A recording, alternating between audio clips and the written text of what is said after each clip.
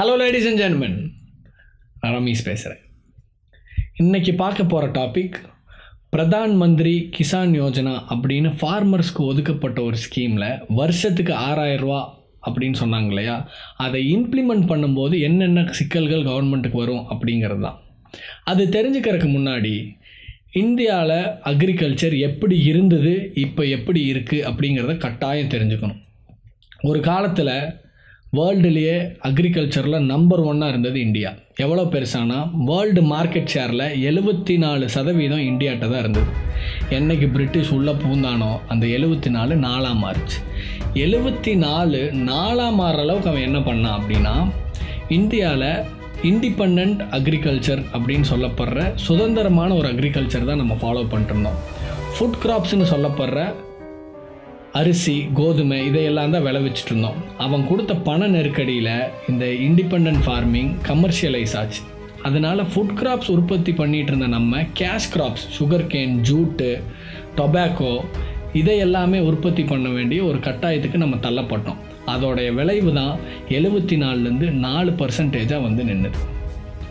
இதே நிலமை போச்சுன்னு வைங்களேன், நம்ம சோத்துக்கே சிங்கி அடிக்க வேண்டிய நிலமை வரும். ஏன்னா இப்போத்த மார்க்கெட் ஷேர் 1.5க்கும் கம்மியாக இருக்குது. ஒரு பொருள் எப்போவுமே நம்மக்கிட்ட ஜாஸ்தியாக இருக்கும்போது அதோடைய ஒரு அருமை நமக்கு என்றைக்குமே தெரியாது. எப்போ அது கை விட்டு போகிற மாதிரி இருக்கோ, இல்லை எப்போ அது நம்மளை விட்டு முழுமையாக போயிருதோ அப்போ தான் அதோடைய அருமை தெரியும். அது ஒரு பொருள் மட்டும் இல்லை, அது பணமாக இருந்தாலும் சரி, பெத்த பெற்றோர்களாக இருந்தாலும் சரி, இருக்கும்போதே கருதி பிடிச்சிக்கிட்டா நல்லது. இப்படி இருக்கிற ஒரு சூழ்நிலையில் இந்தியாவில் இன்றைக்குமே 50% வேலைவாய்ப்பு வந்து அக்ரிகல்ச்சரை டைரெக்டாகவும் இன்டைரக்டாகவும் டிபெண்ட் பண்ணி இருக்குது. கிராமப்புறங்களில் 70% இருக்கிற வீடுகள் வந்து இன்றைக்குமே அக்ரிகல்ச்சர் தான் மெயின் சோர்ஸ் ஆஃப் இன்கம்மாக இருக்குது. ஸோ இந்த கடந்த 5 ஆண்டுகளாக அக்ரிகல்ச்சர் எப்படி இருக்குது, அதோடைய க்ரோத் ரேட் எப்படி இருக்குது அப்படிங்கிறத இப்போ பார்க்கலாம். 2013 to 14 5.6% குறைஞ்சிருக்கு.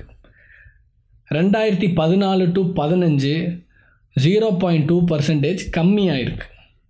15 to 16 0.7% ஜாஸ்தியாக இருக்குது.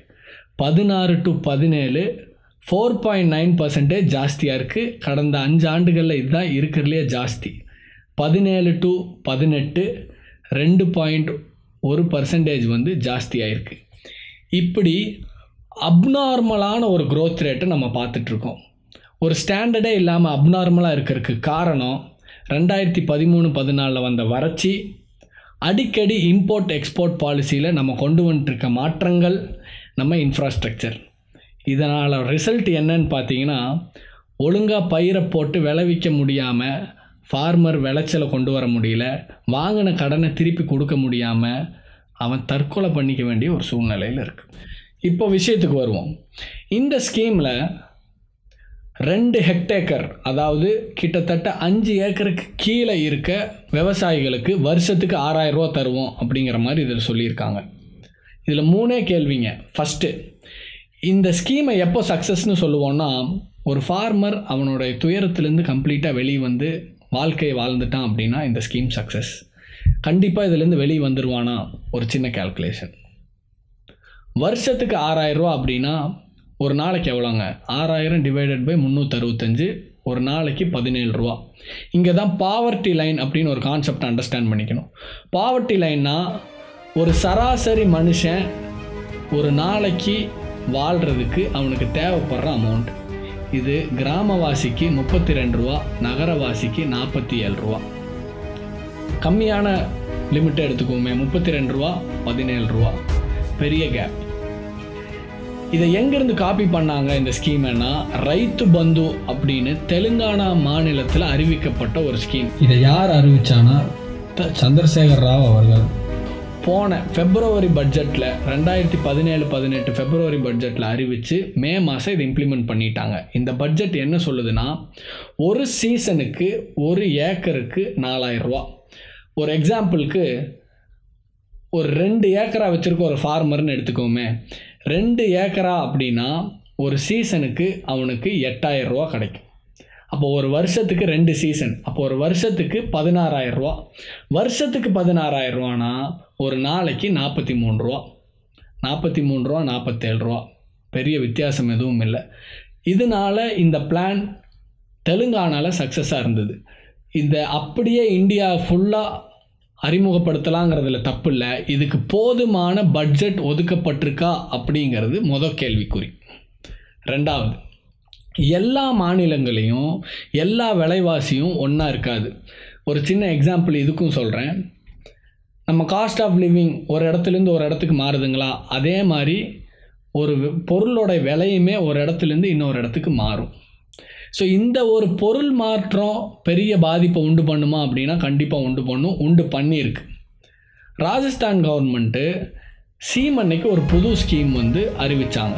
என்னன்னா, சீமெண்ணை பஞ்சம் வரும்போது இல்லை சீமெண்ணை பற்றாக்குறை வரும்போது சீமெண்ணைக்கு உண்டான காசை டைரக்ட் ட்ரான்ஸ்ஃபர், கேஷ் ட்ரான்ஸ்ஃபர் இந்த மாதிரியே பண்ணிடலாம் உங்கள் பேங்க் அக்கௌண்ட்டுக்கு.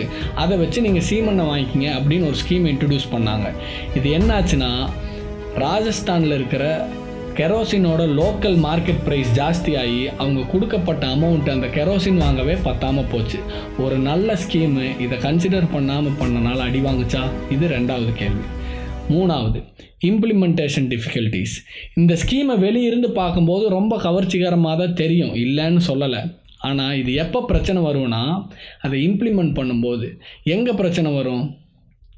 இந்தியாவை ஆசச் நீங்கள் எடுத்துக்கிட்டீங்கன்னு வைங்களேன், நம்ம கம்ப்ளீட்டாக பெருசாக ஒன்றும் டிஜிட்டல் ஆகிடல, நம்ம இன்ஃப்ராஸ்ட்ரக்சரும் பெருசாக இல்லை, நம்மக்கிட்ட போதுமான டேட்டாவுமே அடி வாங்கிட்டு தான் இருக்குது.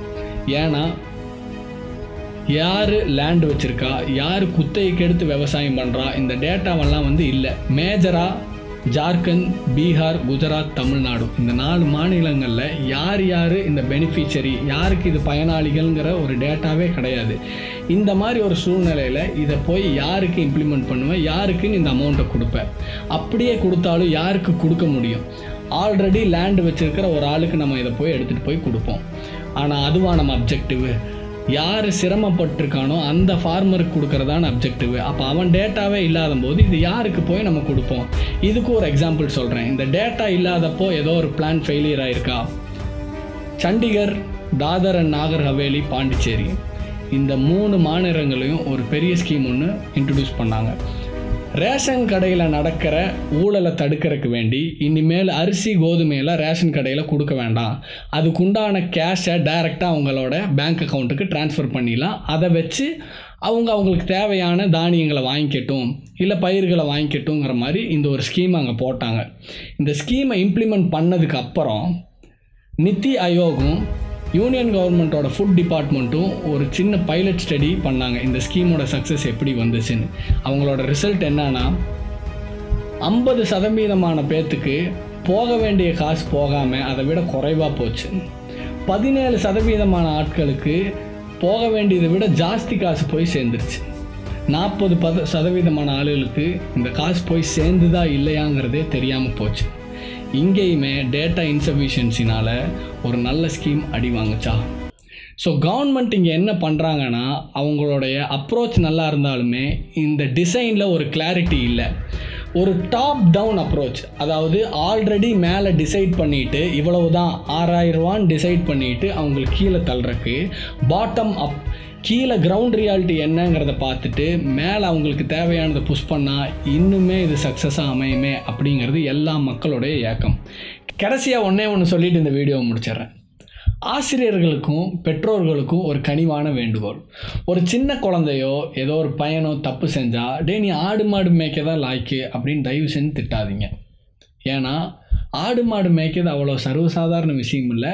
இன்னொன்று, அது அக்ரிகல்ச்சரோடைய ஒரு பார்ட்டு. நம்மளே இதை இப்படி கொச்சப்படுத்தினா யார் அதை கௌரவிக்கிறது? சாப்பாட்டு மேலே இருக்கிற ஒரு மரியாதை அதை செய்கிறவங்க மேலே இருக்கணும் இல்லையா? இதுக்கு எல்லாத்துக்கும் மேலே உலகத்திலேயே சிறந்த முன்னோடிகளாக காணப்படுற பகவான் கிருஷ்ணர் ஆடு மேய்ச்சிருக்கார், முகமது நபி ஆடு மேய்ச்சிருக்கார், ஜீசஸ் ஆடு மேய்ச்சிருக்கார். சயின்டிஸ்டே இப்போ என்ன கன்ஃபியூஸ் ஆகிருக்கானா, ஒரு வேளை ஆடு மேய்க்கிறதுக்கும் அறிவியலுக்கும் ஏதோ சம்பந்தம் இருக்குமோ அப்படிங்கிற அளவு கன்ஃபியூஸ் ஆகியிருக்காங்க. ஸோ அந்த தப்பை நீ செய்ய வேண்டாம். இன்னொரு வீடியோவில் மீட் பண்ணுறேன். Until then, it's Rami signing off. Have a great day.